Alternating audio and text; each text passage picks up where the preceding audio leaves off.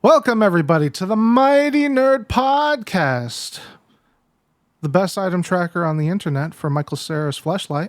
Stay subscribed for updates. Out of stock now. I am Solid Snarf. Joining with me today is FistTruck. I have the CeraVe lotion. Right. And HeyyyyyTony. Howdy. With 5 Ys. Today we're going to talk about a couple of things. We're going to talk about Battlefront 2. We're going to talk about Embracer Group selling Saber Interactive, you know, the guys that might make KOTOR. And Resident Evil 5. It's racist as fuck. Yeah. The terrible Capcom. 16 years later, you know? All right. So I don't know if you know, you remember, I was gushing over like the potential release of Battlefront, Star Wars Battlefront 1 and 2 collection, because they're bringing both back, and I get to play online and get to revisit. You know, they're okay games. I think they'll stack up to whatever. Yeah, modern they'll still be Battlefront. fun. Yeah. Oh, they fucked up bad.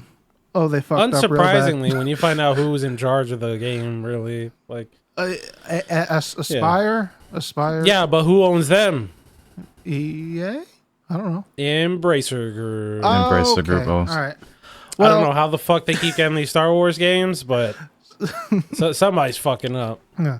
Honestly, the last Star Wars game that was, as far as Battlefront, the old 2 was good. You know? Yeah, which are the 2 that they fucked up currently anyway. Right. So Yeah. So. nothing is sacred. Bro, No. it's a 60 fucking something gig download On the Switch?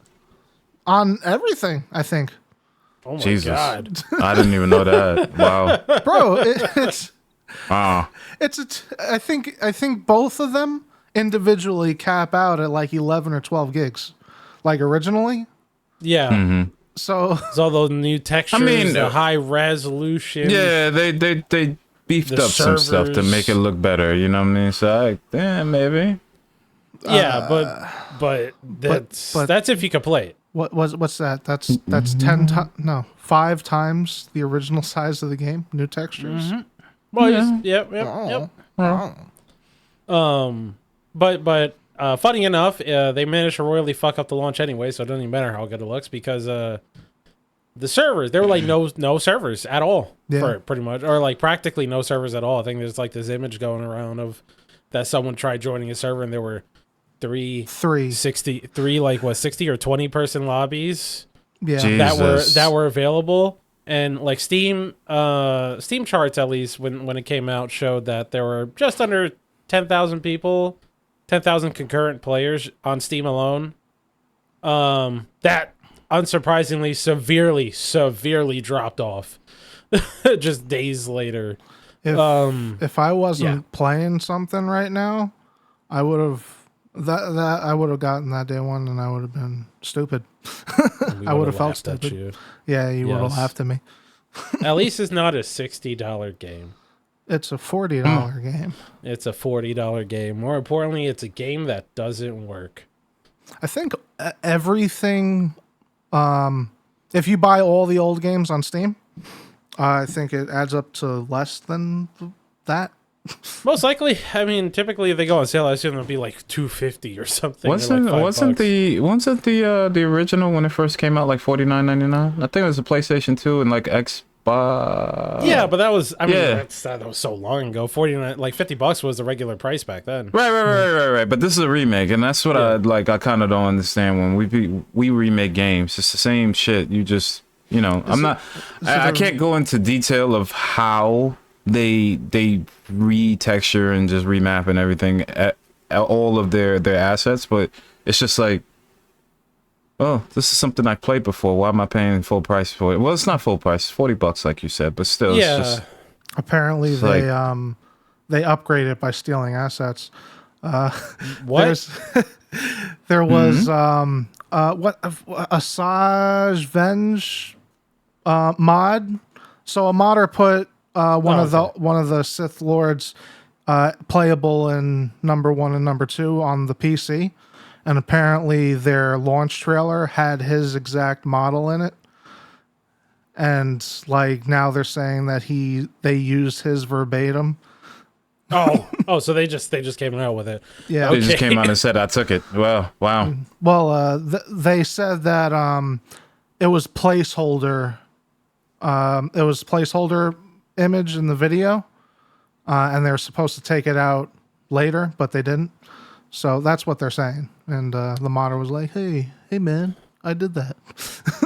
Now, I guess like totally off, maybe not off topic, but if you make something using someone else, is that not technically their property? I would say, you're fully within your right to take any mods that anybody makes off of a game that you made, that you hold the license for.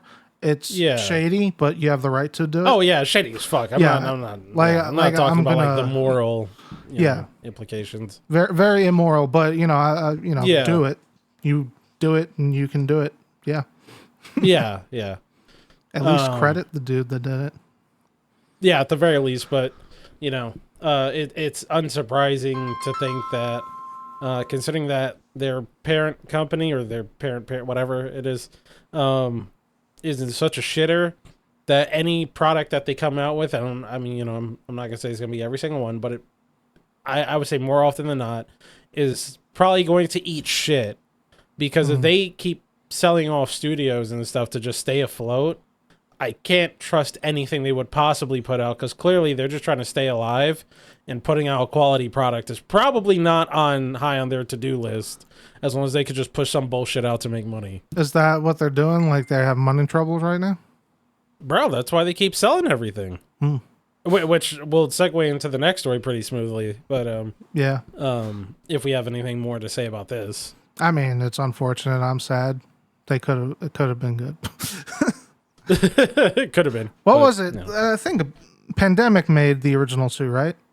Yep. Yeah. And then they got shuttered. Even during the development of the other 2, or even like their whole history with Star Wars stuff, they've just been like unfortunate, right? Star Wars games has always been a swing and a miss sometimes. Like sometimes you'll get a really good one, and then sometimes, more often than not, it's doo-doo. So, it's like... They've been good. Like, Snarf and I went through this like 2 months ago or something. He's like, name a bad Star Wars game that's come out like a truly bad game. Truly bad. Yeah. And so, like, Battlefront, I have the ace in the hole. He knows what it is already. Yeah. But, like, the Battlefront collection, technically the Battlefront games are still good. This collection sucks dick. Yeah. That's all. That's all. Right? But the games themselves are still good, but it's just like the server issues pretty much totally screw that one up. Right. But otherwise, it's like Battlefront 1 and 2.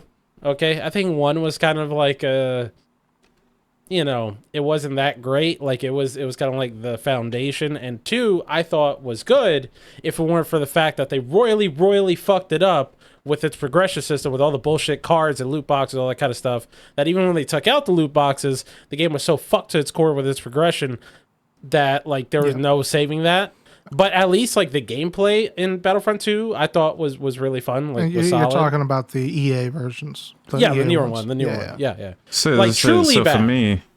So for me, when you say truly bad, you mean like just see, because I think from a standpoint, bad is. I'm talking about the originals. We're not talking about the originals are fine. Yeah. So for me, like back then when we played those games, I didn't have like online, so it was just fun for it being fun. You get what I'm saying? Yeah, it was fun. Yeah, same. I didn't have online with those either. Yeah, for PlayStation 2 and Xbox, it was just fun for being fun. After we got to like Xbox 360, Xbox One, and now you have the capability of playing online and stuff like that, it seems like basically the servers are just fucked. Like if you ain't gonna be able to play with anybody, like in this time and age, if you release a game and it doesn't have online and it has the capacity to play online or PvP and it doesn't work, you kind of shooting yourself in the foot. You can't build a game on bot matches anymore. Not anymore. Not anymore. Yeah, bot matches don't work anymore. I mean, You got. They don't. I mean, unless you're a streamer on Fortnite, right? Wow. Kicking balls. Low blow there, bud. Low blow. But hold on. You play against actual people still, so that doesn't count. No. Yeah.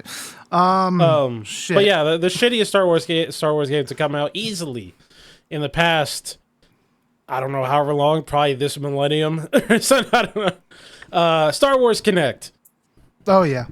Yeah, we were going through the Star Wars games and we're like, there has to be a truly dog shit Star Wars game that has come out. Like a big enough one that was total trash. And we were thinking like, nah, even the EA Dice Battlefronts were not that, like, they're not on that level of garbage. Right. Then you have, obviously, the older Battlefronts, cool. The Force Unleashed, the first one was good. The second one I thought was fun, but had no reason to exist. Yeah. What else you got? Yeah, with the Rogue Squadron games, those are fucking phenomenal. Jedi Knight, KOTOR, Jedi Knight Outcast. What is it? Star Wars Jedi Academy, Jedi Knight Outcast, or some shit like that. Yeah, they were pretty good. I mean, Fallen Order, Jedi Survivor. What's that? At least that's the year 2000. So I'm trying to not go that far back. Well, I mean, even then, they're all. The Pod Racer game. Pod Racer's amazing. Maybe one of the movie games could have been like not that great. So Shadow of the Empire. No, I mean, like I played. That's funny. The movie games. I played. The movie games. I played this Revenge of the Sith. Yeah, I played Revenge of the Sith when you can actually use lightning as Anakin and stuff like that. That was actually pretty good. It was pretty good. Like the versus mode was. Yes, it was really good. The versus mode was really good. Point. Yeah. And number one, like. Play it now. It's trash, but I played The Phantom Menace. Was that originally on PlayStation? PlayStation. I think so. Yeah, originally played PS1. I played that a lot. And, everything. Phantom Menace had like 60 games that came out. I played a lot of them, and I liked all of them. At the time, at least. Yeah. Yeah, at the time.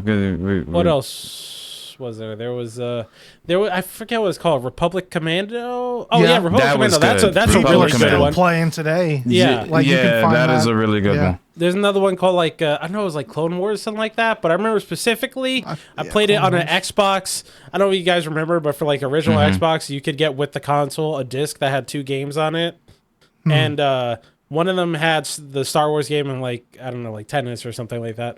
I played the Star Wars game. That one was like really short, but it was also fun. So like for the most part, Star Wars games do a pretty good job of not being total dog shit, except for Star Wars Connect. Star Wars Connect is like a special beast where they took what's that one where they did the Han Solo song in there when it had the dancing thing. I'm Han Solo. Yeah, I'm Han Solo. I'm Han.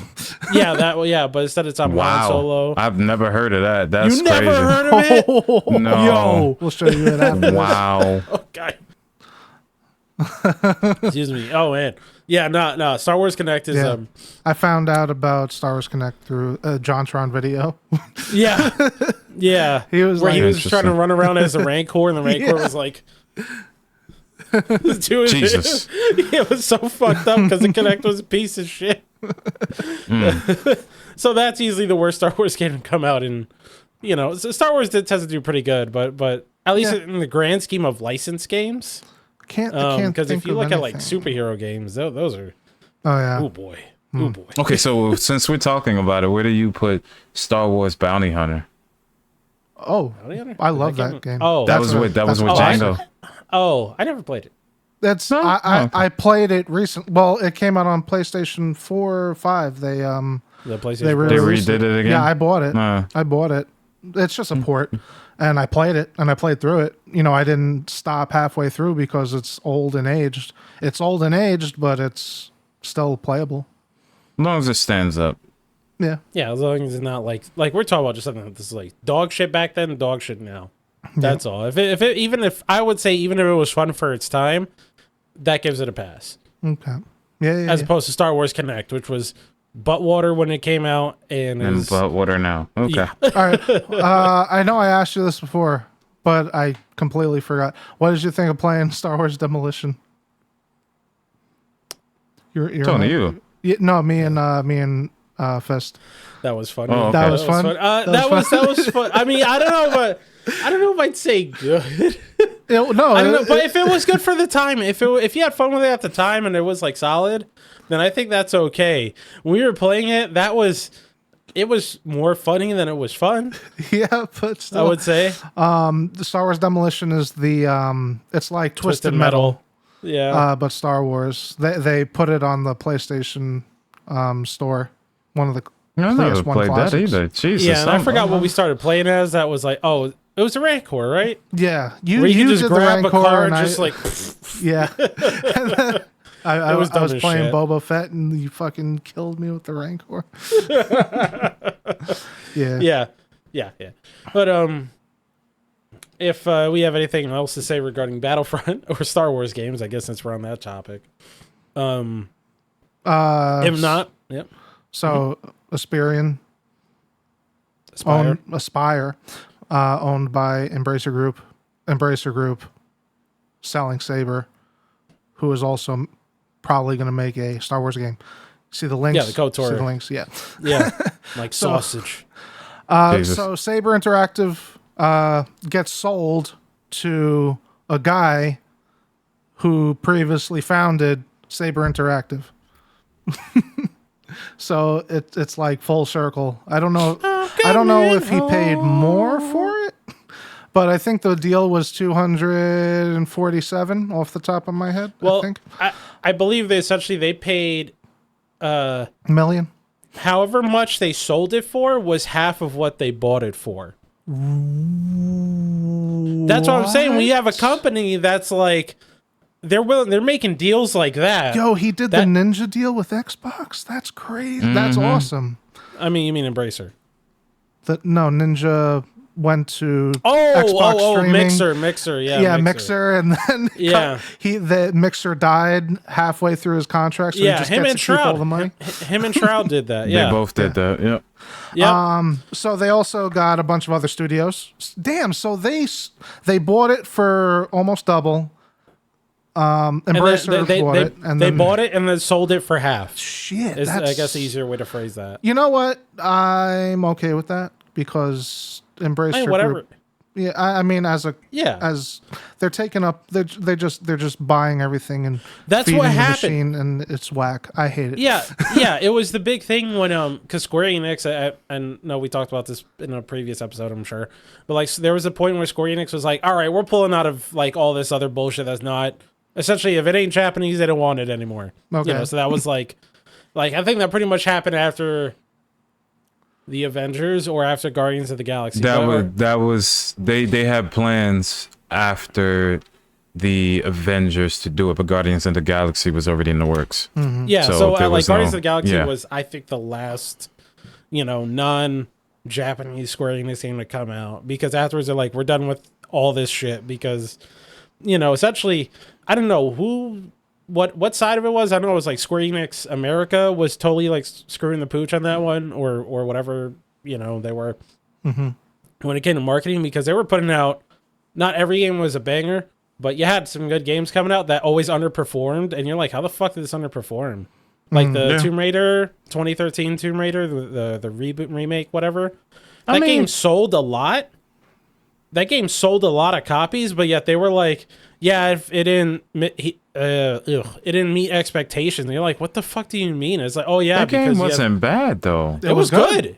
It was good. It was good. They were putting out actually good games. Not all of them. Not all of them. Okay. Hashtag not all. Right. But they put out some genuinely good games. Sleeping Dogs was another one that underperformed. Yet that game was really good. I mean, Tomb Raider. Once again, Tomb Raider. The Deus Ex games, specifically Mankind Divided, the second one. Okay. Where that one. Okay, but if you want to, so this is what we could talk about what problems with that game. The problem with that game was that they were going to make it a whole game, and then Square Enix people on top were like, it's got to be a trilogy. It's got to be a trilogy. And it's like, who why? Like, because the game itself, aside from the fact that the story cuts off, I don't think you could argue that the game was bad. Like, oh, the gameplay sucked and all that kind of shit. Like, I was poorly the reason why I get mad PC. at poorly that yeah. But when it came to just the act of playing the game, like the gameplay, the story, all that kind of stuff, the reason why it was good. Yeah, the reason why we get so upset that the story wasn't finished is because we were invested in the first place, right? Yeah. So. And that was some fucking dumbass on top that was like, it's got to be episodic. That's what they had. They had Hitman, right? And with Hitman, they were like, it's got to be episodic. And then it was just fucking Hitman released in levels, episode 1, 2, 3, 4, 5. And then Hitman 2, I think with Hitman 2, they either got away or they did again. And then with Hitman 3, they broke free from Square Enix and were actually able to make a full fucking game. I think the best Hitman that I've played from them before was Absolution. I think it was called Absolution. That was the first Square Enix one. That was the first Square Enix one? That's actually my least favorite Hitman. That Hitman didn't. It had a good story and it was long enough for me to actually enjoy it. There was a lot of aspects to it. When we got to the episodic shit, I was like, okay, what are we doing here? I didn't play any of the episodic shit until it became free on PlayStation. Same. But like the actual construction, and they were fun. Like once it was done, those levels were really fucking good. Yeah, in my opinion, it was good. Like it was for the good, episodes. I mean, maybe I need to play that. I need to. I played the very first episode. It's worth it now. I think if you buy Hitman 3, you get all 3 of them. Yeah, like with all the levels and stuff, and it's all like, you know, where as opposed to like episodic games where it's like you get 1/5 of a game at a time. You buy that, you get 3 whole games of like pretty much you get whatever all of the episodes with it. Yeah, all of it. If I'm not mistaken, I could be wrong, but I know at the very least they're totally done with that episodic shit. Like they've been done with that once they got away from Square. Have we all played all the Hitmans except for the new ones? I played like the old one. I played the very first Hitman, and I played Absolution. I haven't played any other ones. I played all of them. I played Hitman 2.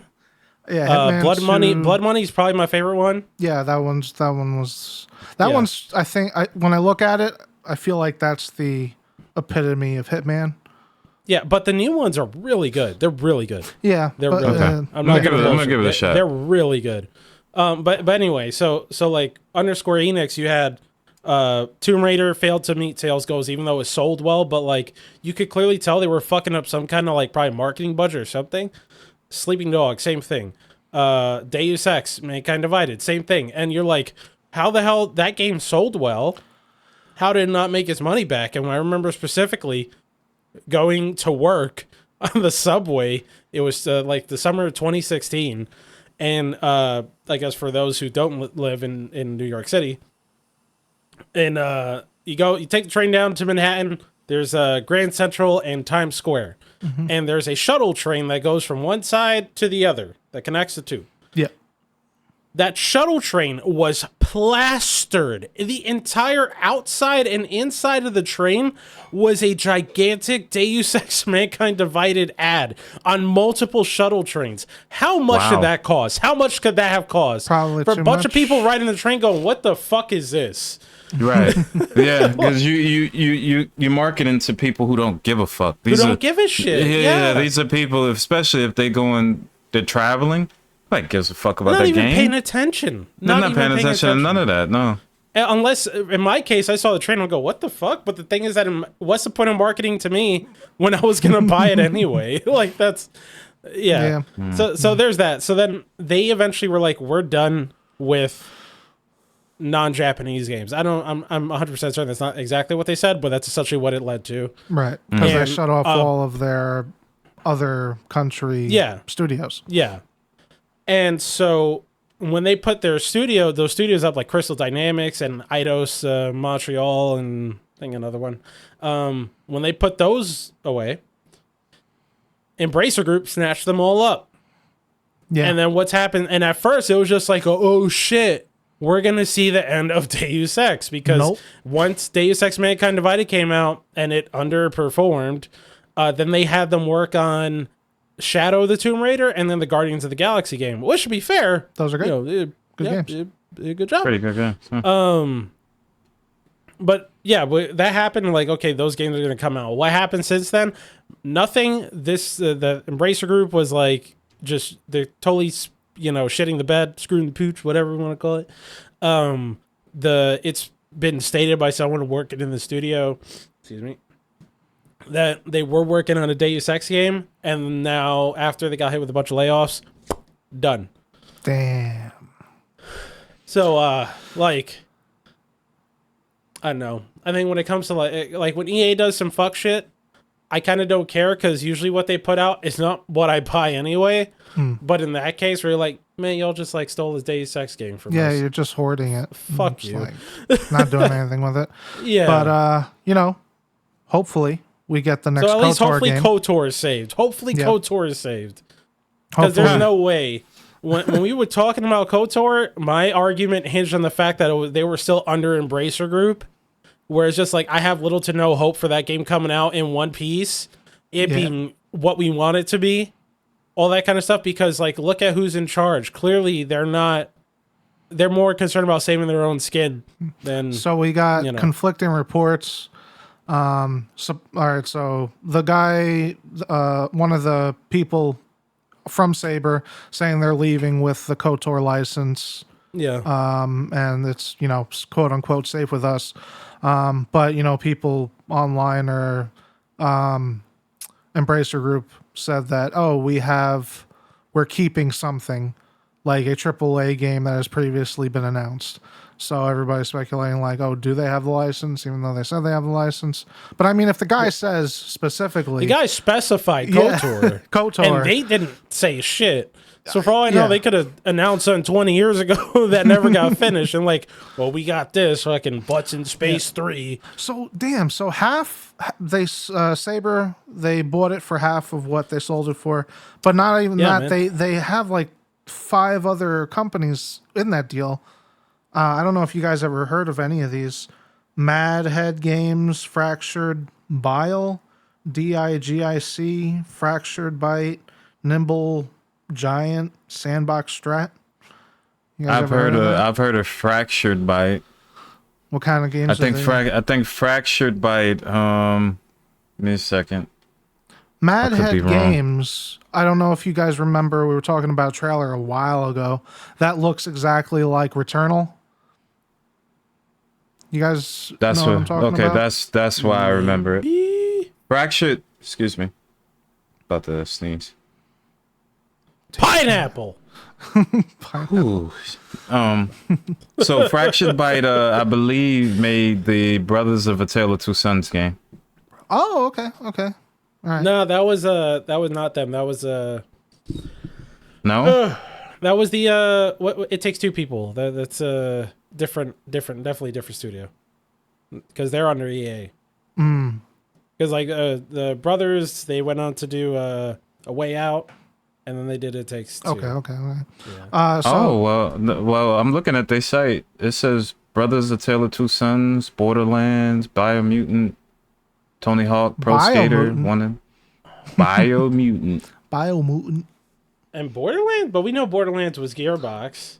Right. No, Borderlands is Gearbox, but it says the Legendary Edition, I guess. Hold on, I'll just send you guys the... do they just do like remasters of games and that's it? Is that maybe. It could be, but let me make sure that you guys have it. So that deal, Beacon Interactive bought all that, and that's founded by a guy who also founded Saber, so okay. I like the irony.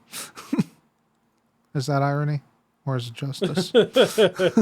Justice. Oh yeah, it's poor. It's definitely poor. It's because Tony Hawk's Pro Skater 1 and 2, like the remake. And really, you could tell also, or at least like I feel what's a kind of a giveaway is that they really focus on the technologies that they know. Yeah. Like we have a deep knowledge of Unreal Engine. We also have experience with the following technologies and methodologies: Maya, Blender, Oodle, Bink, Woobwise, and that's probably why I heard of them then, because I did play A Tale of Two Sons. I think it was on the Switch. It was like I thought a Legendary. Yeah, well, sign of good things to come, maybe. At least I feel more hopeful. Yeah. Definitely. All right, so that moves us on to Leaks. Leak, yeah. PlayStation 5 Pro. Oh, PlayStation leak. Oh, yeah. Yeah. So apparently, people are pretty sure because it comes from a guy that leaked the PlayStation Slim version, that leaked the handheld PlayStation. Oh, that piece of shit. That Portal. piece of shit. Yeah. And I believe the reaction to that was like, this guy's fucking lying when he announced that, because that's no the way dumbest. Someone do something that fucking stupid. Nobody would do that fucking like, stupid. wait, hold on. They think it's fucking stupid. Let's do it anyway. So this guy is saying it's going to be like the PS. It's going to be better than if you're comparing it from the PS4 to PS4 Pro. But the route that they're going is it's going to be the same, where, you know, they'll still develop for the original PS4, so it works for the PS4 and PS4 Pro.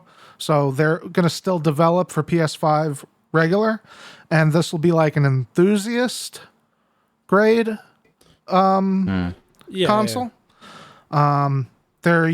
And the thing that piqued my interest was they have like a proprietary upscaler that they're working on using AI.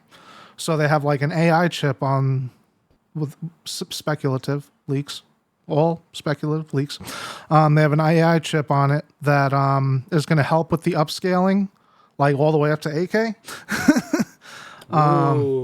I mean, the reason why it piqued my interest is because I'm going down the rabbit hole of retro gaming, and I like actually upscaling like 480p 720 to like my regular screen it's a nightmare. Yeah, no, it looks like shit. Very few people like actually have products to properly upscale it to where it's like, oh. So are you believing that the Slim is going to give you everything that you need in the forms of upscaling your old games? The Pro, the Slim's already out. The Pro, but that's what I mean. Yeah, hopeful, right? And it's all speculative. But if that's the way Sony's going, where they have their own, they're like investing in upscaling technology, proprietary upscaling technology. Like that's how do I say that? It's like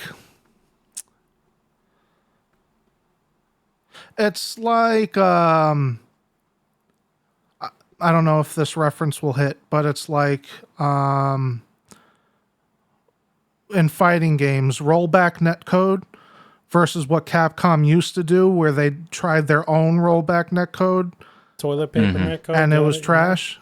So it's like there are options out there, but they're trying to work on their own to keep it in-house. You know what I'm saying? So either it's going to be fantastic or it's going to be yeesh. Yeah. I think the problem I have with any sort of anything coming out is that I feel like this console generation has not taken off. Yeah, it's in what way do you mean that though? There's still PS4, Xbox One games coming out.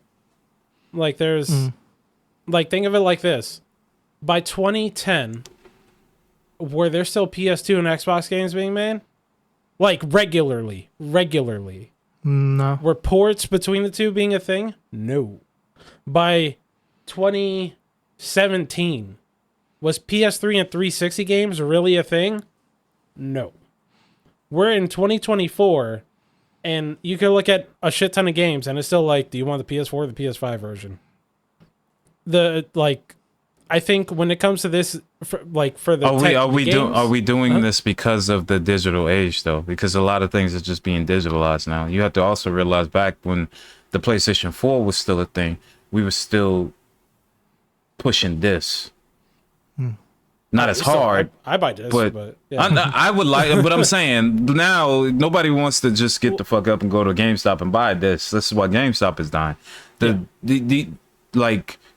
mostly now is the digital age where everybody be like, oh, I'm just gonna go to the game. You don't see me get up and be like, hey, well, I'm gonna go to GameStop and get the game. That was back in the 360, Xbox One, PlayStation 3, and PlayStation 4 time frame. As we got to PS5 and everything else, it's like, well, now we just download the shit. So I can see it being that, just because digital is kind of taking over for the most part. Yeah, but the argument I'm making is not like the digital, physical, anything. I don't think that has anything to do with it. What I'm saying more is that like there's still a shit ton of games that are coming out that don't even take advantage of the hardware. But we're looking at a Pro that's an upgrade on what we already have, when really like the majority of games don't.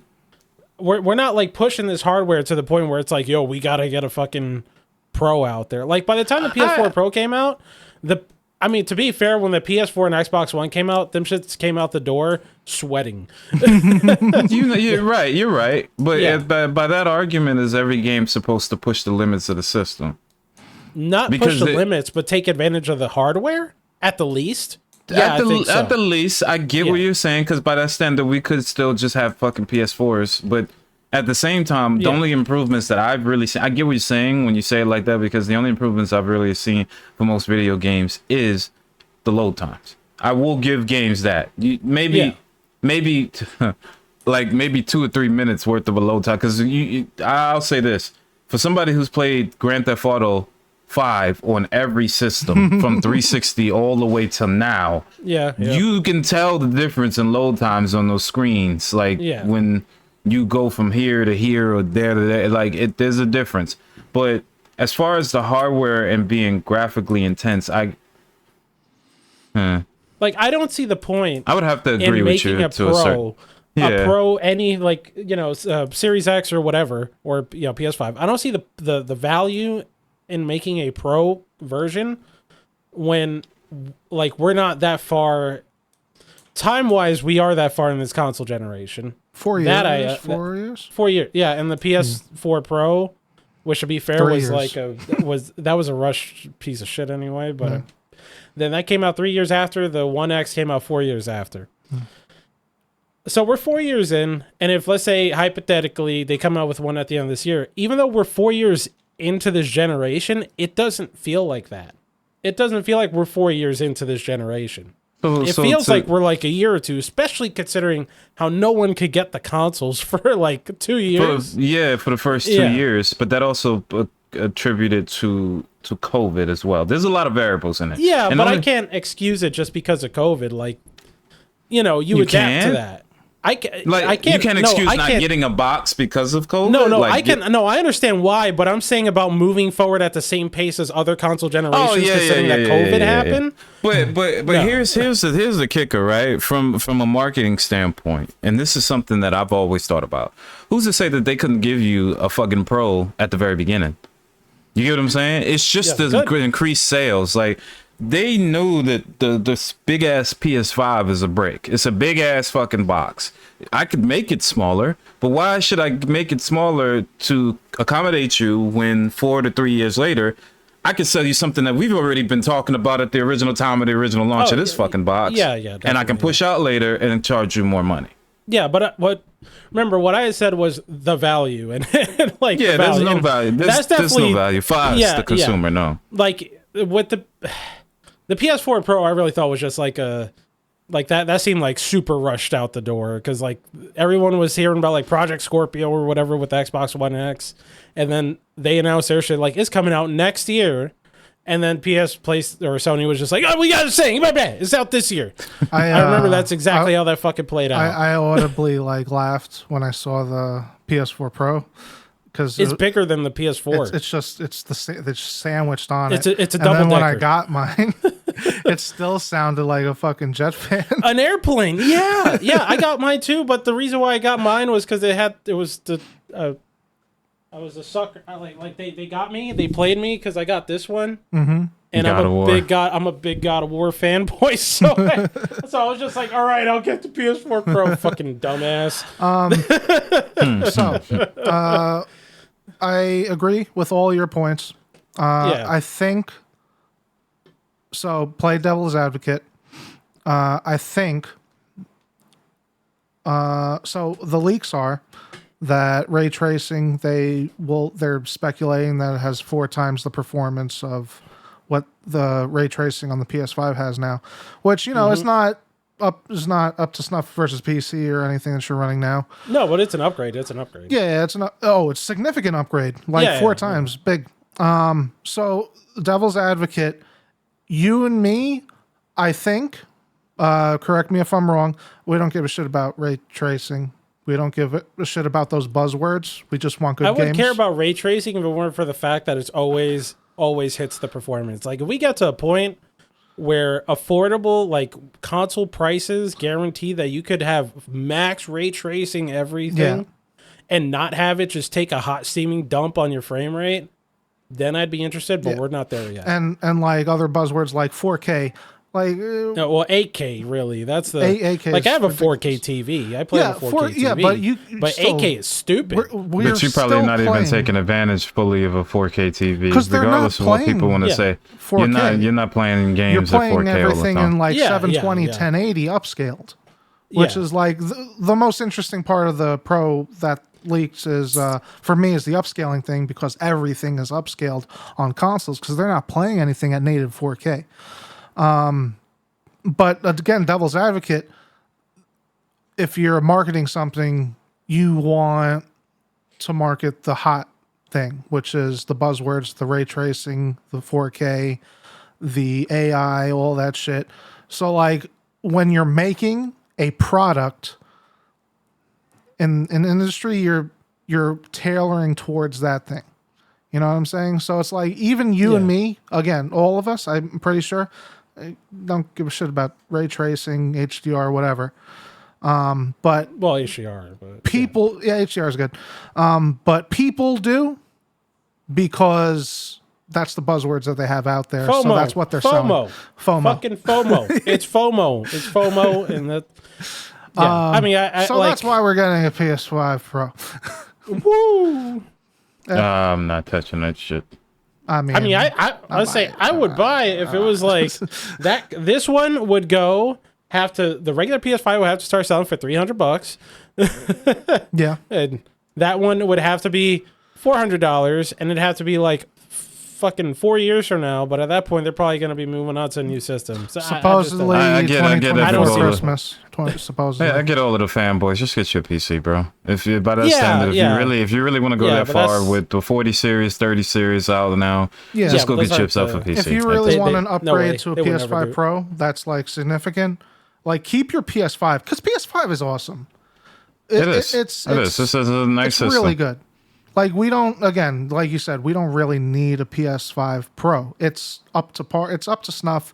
You know, you have some texture degrading compared to PC and all that. Yeah. But it's really a good piece of hardware. Yeah. Like, I don't think we're at the point with games where, like, every game comes out and it runs like dog shit on the PS5. Usually you can point to they didn't do a good job porting it. Yeah. Like, especially when you look at the first party stuff. What else we got? What? So speaking about classics, I don't know. We weren't talking about classics in the first place, but many moons ago, Capcom put out a game called Resident Evil 4. Oh, yes. After Resident Evil 4 came out, Resident Evil 5, which is actually the game we're going to be talking about. So, okay, excuse me. So I'm dying. You take it. I'm dying. Oh no. So the IGN decides to make an article on Resident Evil 5. How old is Resident Evil 5? 30? I think it came out 2008. Okay, all right. Shut the fuck. Yeah, we don't need that. Don't put that on us. But I think it's about like 16 years old. Yeah. So when that game came out, I don't know if you guys remember. Yes. The first time I saw it, fucking picture exclusive Game Informer had Resident Evil on the front cover down an alley with Chris Redfield camera at the back, and it's just that it was like, ooh. And then they showed footage. I'm like, yo, we're gonna kill zombies. So this is when I was still looking in Game Informer and looking at I was still in Game Informer looking at pictures of it. I might have that issue. Yeah, like hordes of zombies, like significant amount, which when the game released did not live up to that. They couldn't do it. Yeah, but you still fought way more shit in that game than they did in any other Resident Evil to be but so when that came out, whenever people saw that, a select few people decided that it was a type racist because it was set in Africa and it was a white dude killing a bunch of Africans. He had a black partner. Well, that she wasn't even. So I looked at it. I looked at some stuff. She was not in any of the promotional material at all. She didn't have to be. They still said it was going to be co-op. Yeah. No, they did. but as a part of the racist thing, right? Oh, okay. Well, yeah. So like, if you go looking for problems, you're gonna find problems, right? Of course, yeah. So it's like you want it. This is the way I feel. You want it to be racist, so it is racist. I don't know if that's. I'm pretty sure. Like, it's a lot of projecting going on. Exactly. Racist mind for racist. Yes, it's a lot of projecting going on because by that standard, there's plenty of video games again that can be used in comparison to what that is, and we can go back to.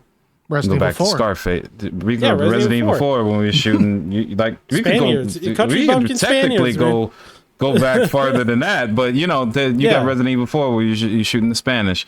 You got Grand Theft Auto where Scarface where you're shooting Cubans. Like we can keep like the Scarface game was good, by the way. It was, but we can keep like going back and doing this like it's just too much. It's not right, and it's usually, dare I say it, the people who aren't of that ethnicity that's getting really more offended than the people who are of that ethnicity. That's like, yo, just why are we worrying about this? This is the wrong stuff to worry about. So me personally, I played that game multiple times.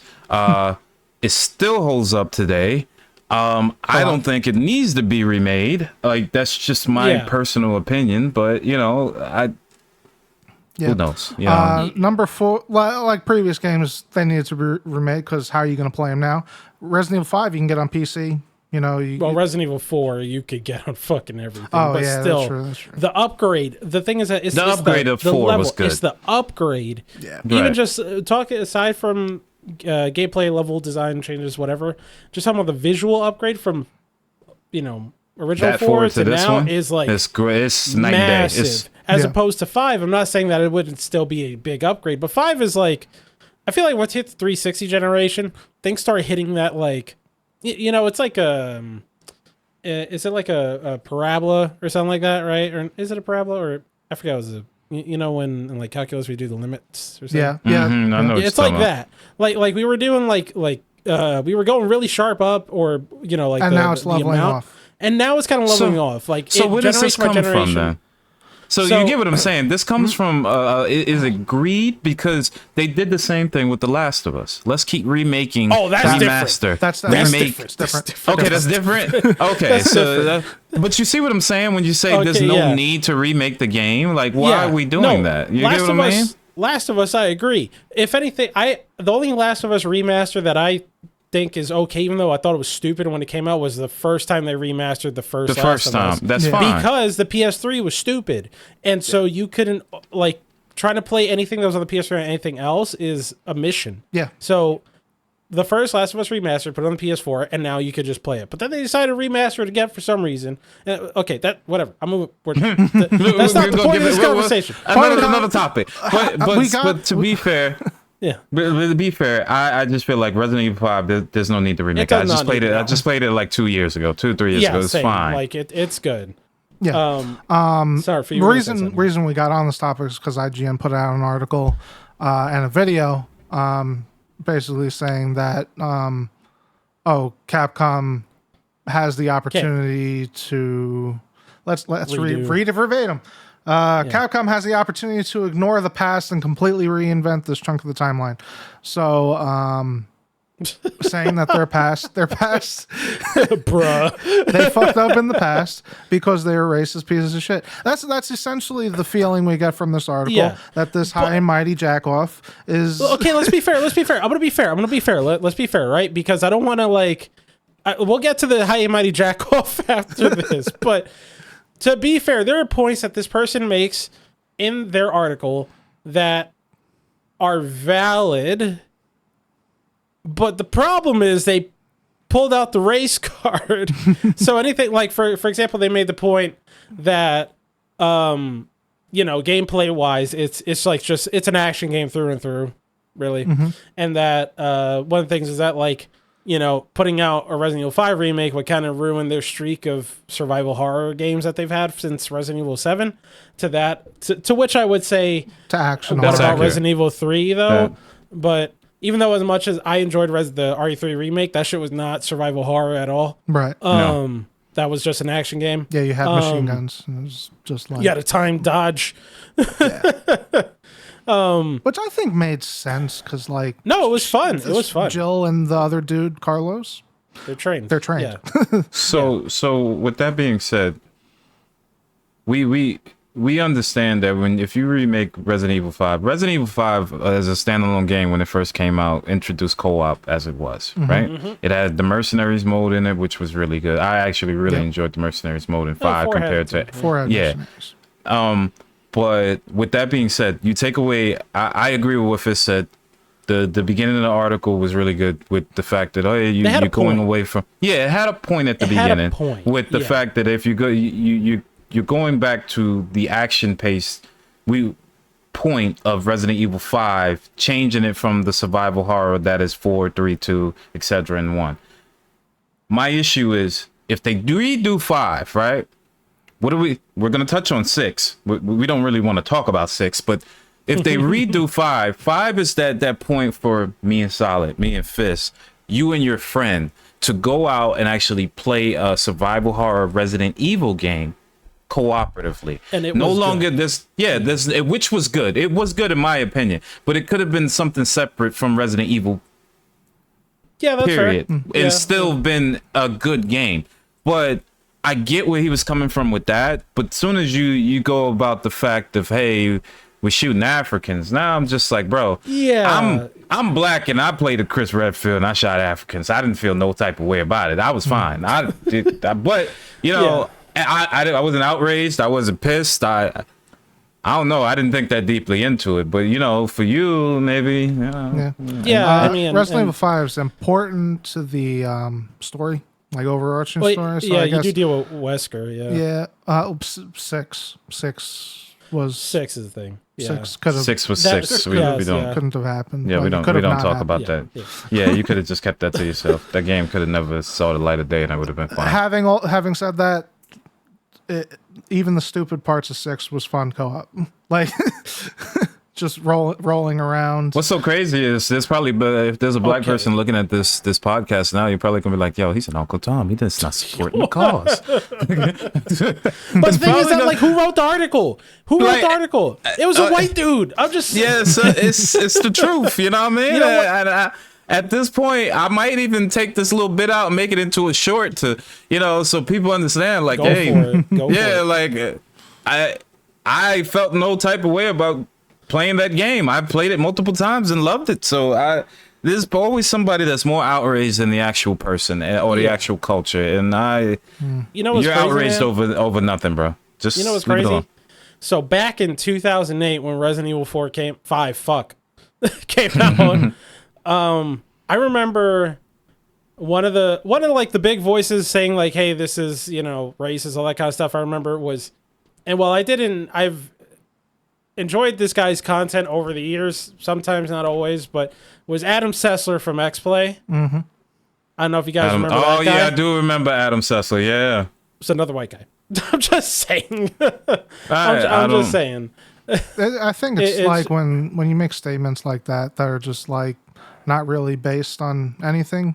It's kind of like you're farming points. It's not like you're looking for making, brownie points. Yeah, you're not trying to make a point. You're trying to make a point that I'm not like that. You know what I'm saying?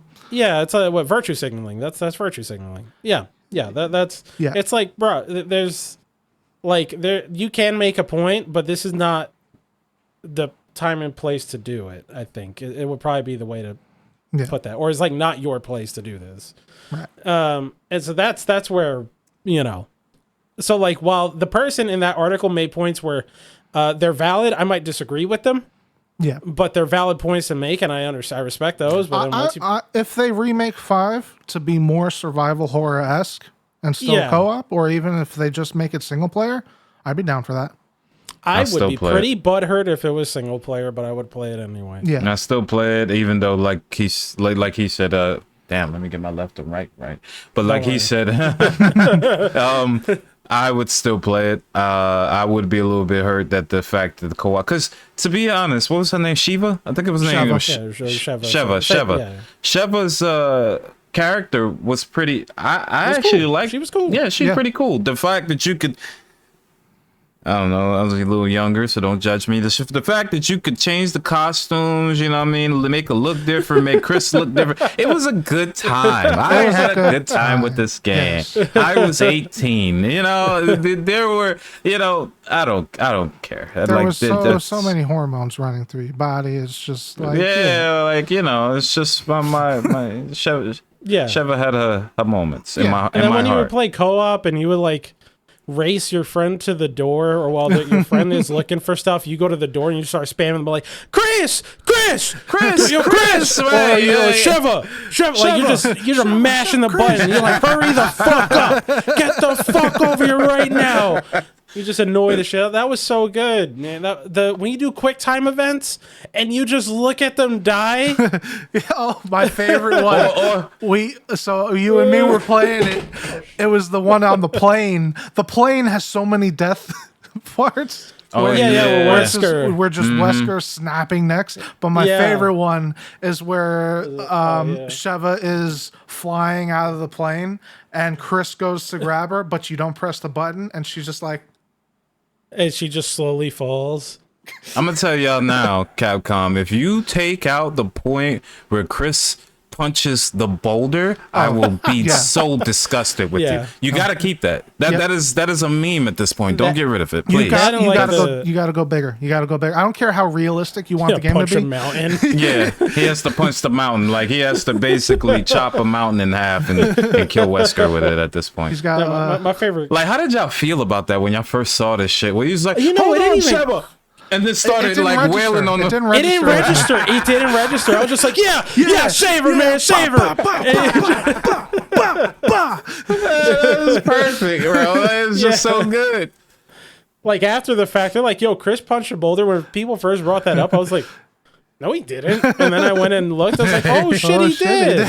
And like I played through the game, like had to be like 6-7 times, it did not register that he was like kung fu fighting a boulder. It didn't register to me until the third time, and I fucked up so many times on the boulder punching part. We were just sitting there cracking jokes, and Chris, like so, you know, it was just the jokes that we were cracking, and I was like, yo. He's legit punching a boulder. It's like, what the fuck is going on here? Like, but you know, little things like that. That game has some golden moments, bro. It's really good.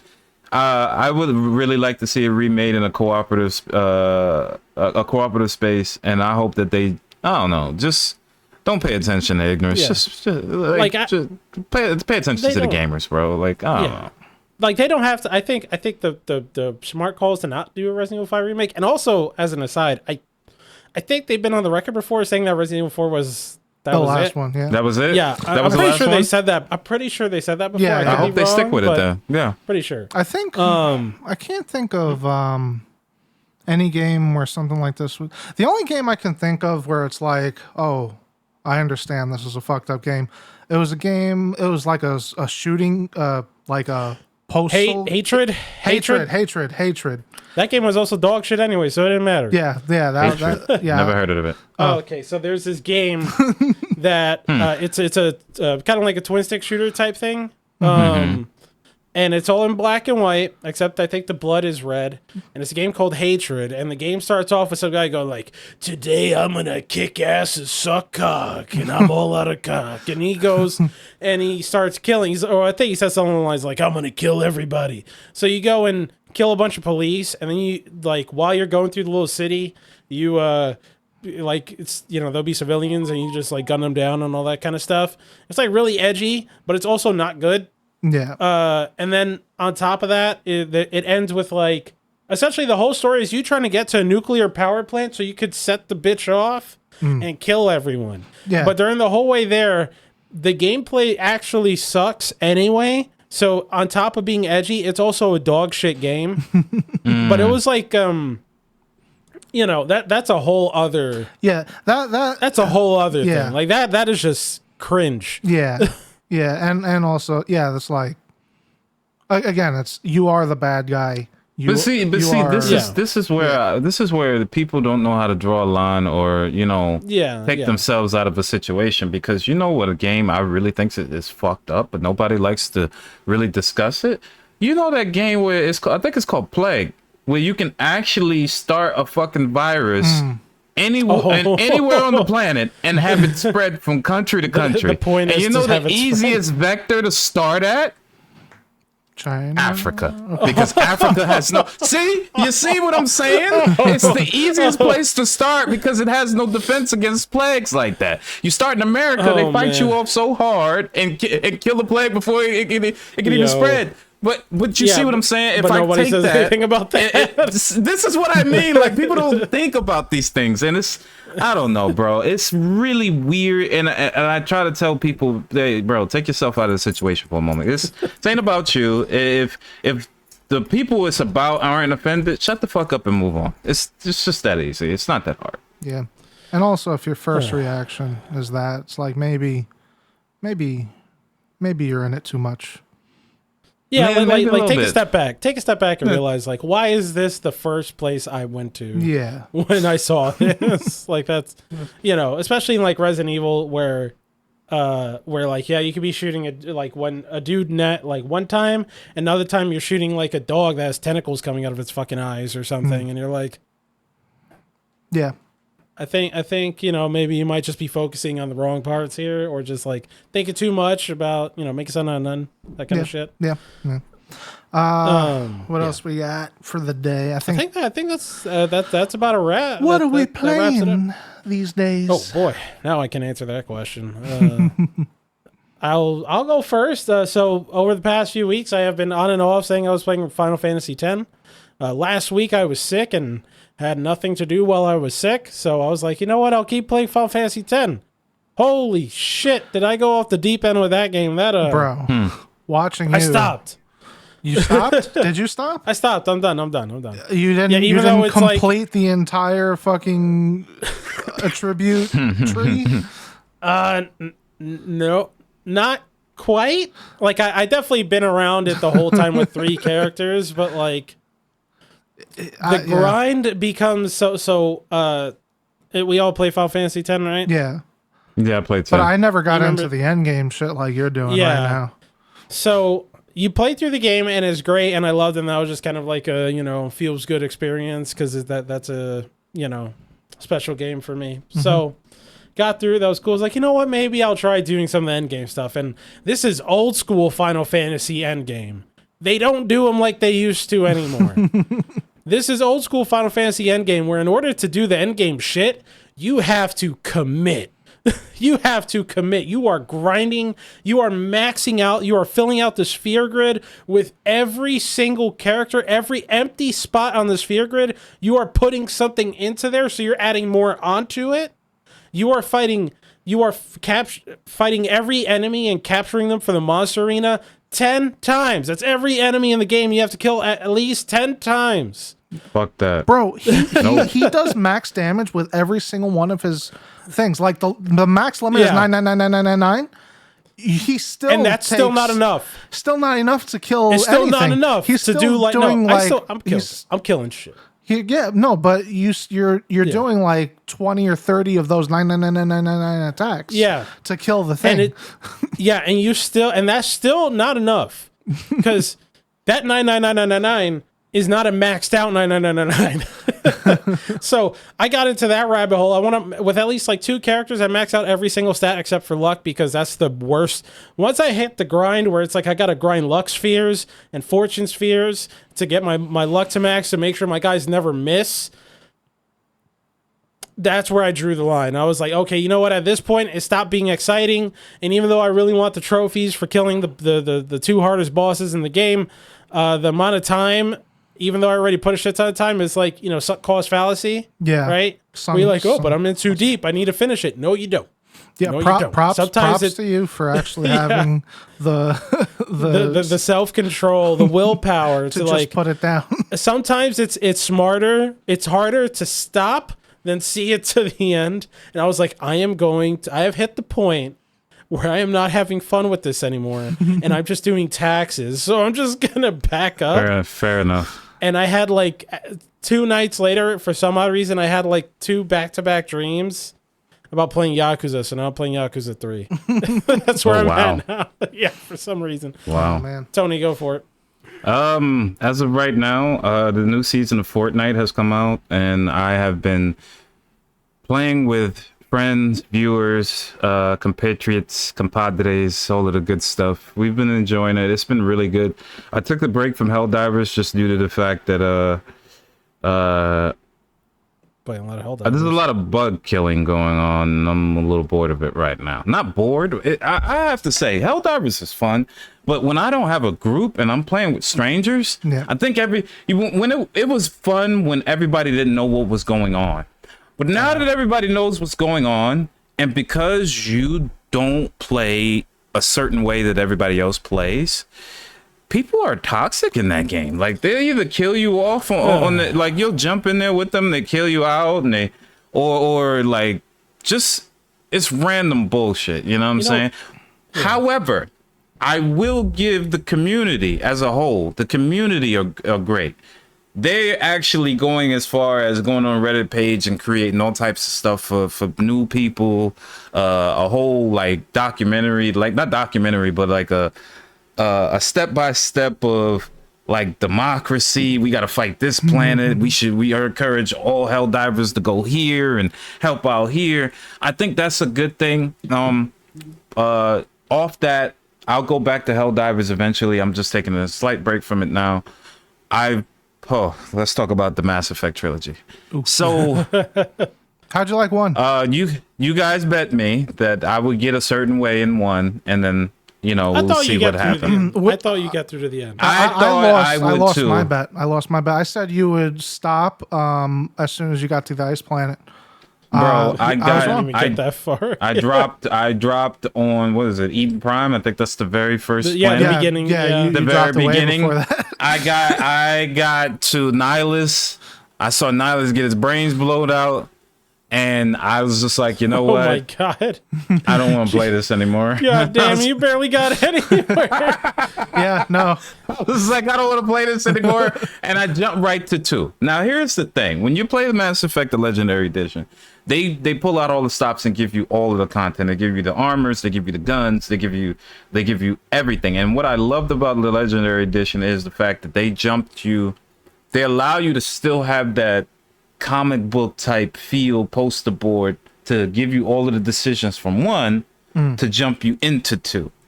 Okay. So I didn't really need to play 1 in the first place. I just made decisions that I would usually make, or for that matter, differently make for this time, because now I'm playing through as a dickhead renegade. So, like, I made decisions to move on to 2, finished 2, loved the fuck out of it, moved on to 3, and then as I was running around in 3, I was just like, this is different. This man's sprint is just so fucking fast now.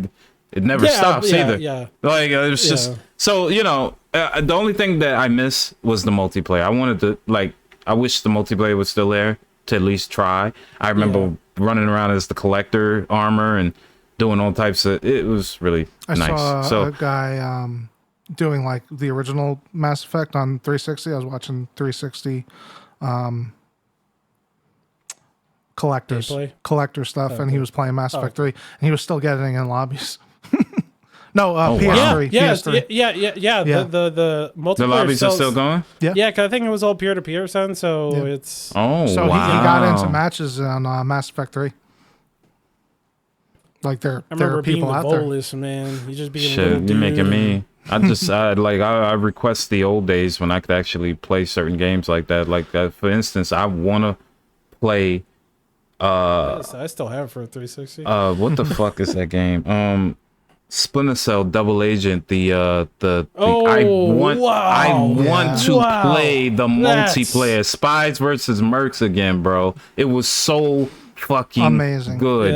It was so good, and the newest Splinter Cell that they made to replace that one, I think it was Blacklist, and they tried the Mercs versus Spies shit. It didn't work.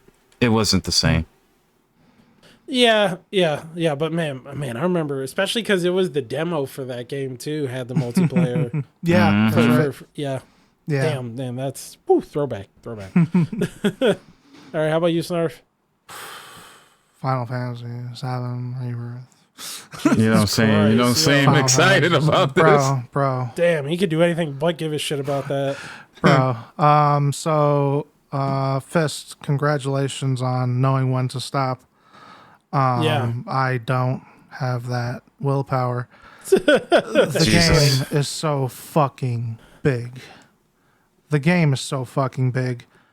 If I'm not talking spoilers, I don't know if there's spoilers. You can cover this if you want. There's just a lot of side shit. There's so much side shit. That's it. But there's so much variety. So if you get bored of doing one type of mission, you just go and do the other types of missions. Like if it's mini game, the game.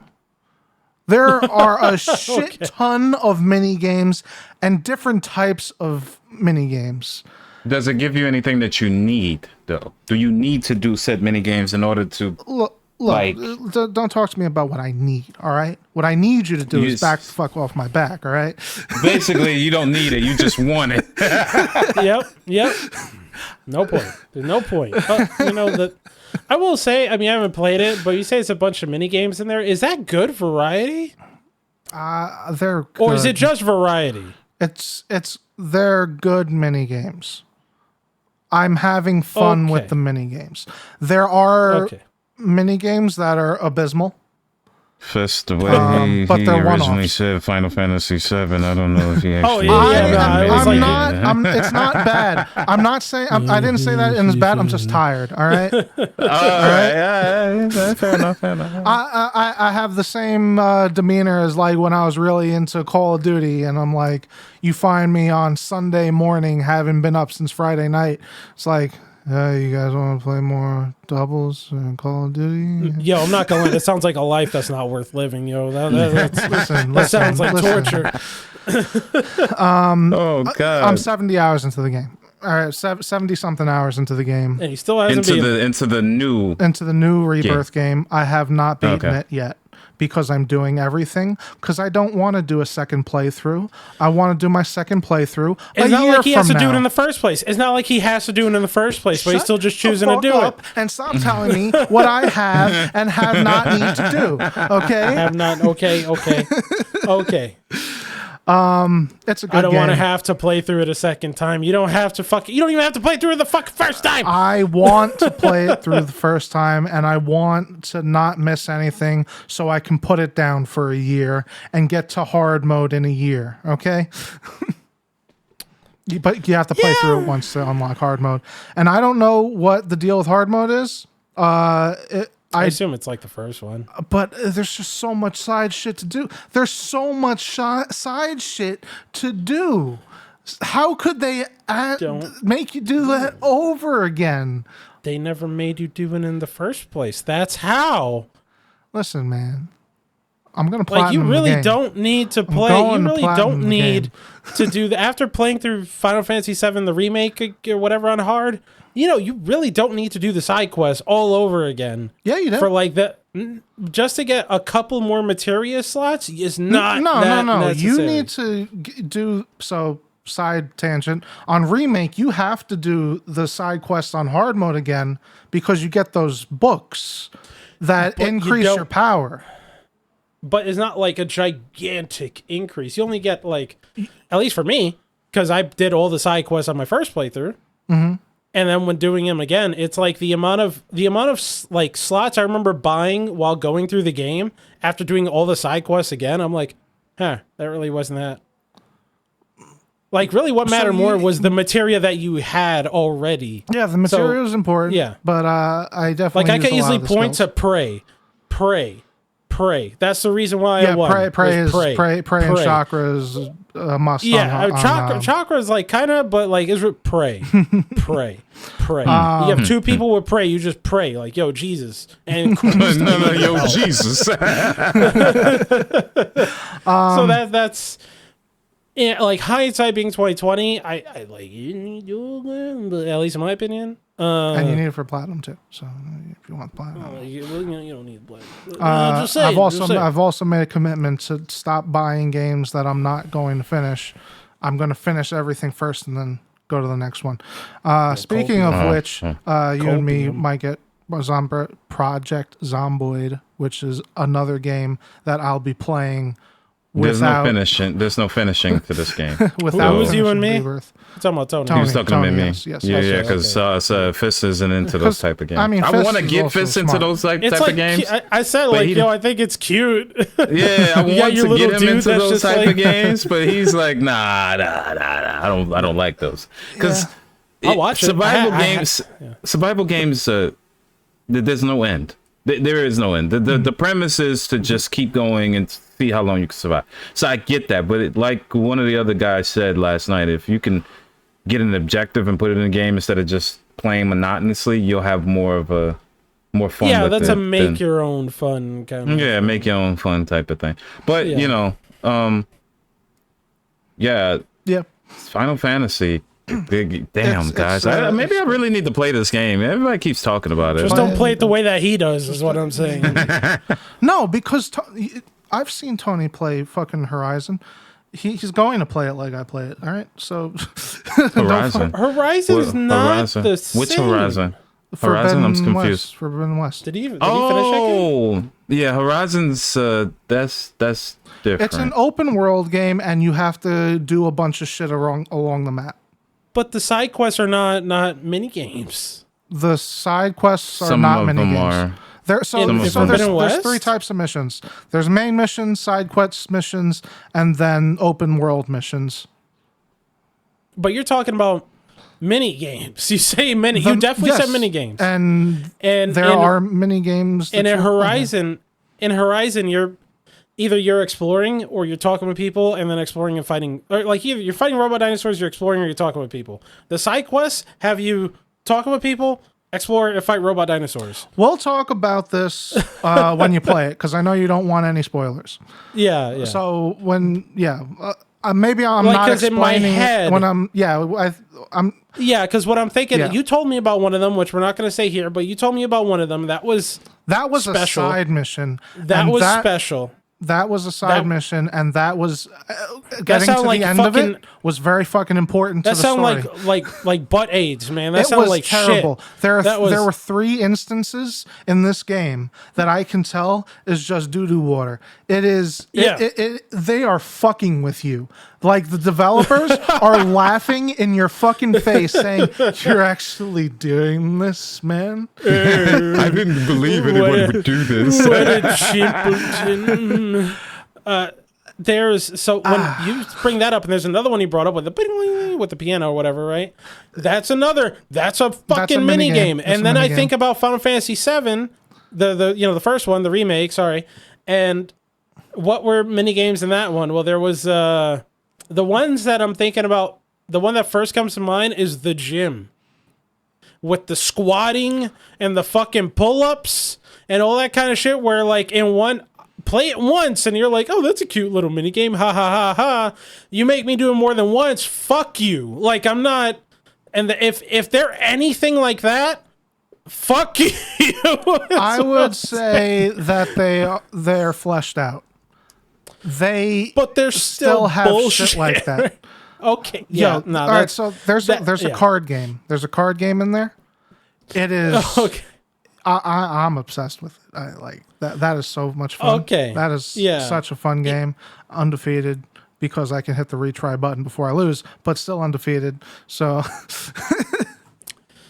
yeah, that's the kind of like, that's cool, but that's the shit where like I would never like I have to really want to do it to care to do shit like that. I want to do it because like Final Fantasy games have always had fun. that. Yeah, they've always had that. So I'm not saying anything new, but comparing it to like the way Horizon does shit, not the same. You have to see it. You have to see it. Okay. You have to see it. All right. Yep. Okay. Yep. We'll discuss this afterwards, guys. Yep. Give it a few months. All right. Thank you, everybody, for coming by. This is the Mighty Nerd Podcast. I am Solid Snarf. You can find me here. Tony, where can they find you? Hey Tony, you can find me at HeyyyTony, HE5Ys Tony, TONY at Twitch and on YouTube. Where can they find you, Fist? They can find me whenever I play the Final Fantasy VII Rebirth, and if I find out that it's all bullshit minigames, and you know, and it's exactly what I think it sounds like based on the way that you've talked about it to me. But there's going to be a hearty fuck you coming after that. I'm just saying exactly what you think it is, but you saying that it's nothing like Horizon, I think you need to play it first. I have to play it. Okay, yeah, I respect that. And we're gonna get Solid to actually stream again, you guys. Did you guys know? Yeah, you find me on my channel, FistTruck. That's it, FistTruck TV. FistTruck TV. Okay. Thank you, everybody, for joining. And if you like, comment, subscribe, and we appreciate you. Bye-bye. Bye-bye.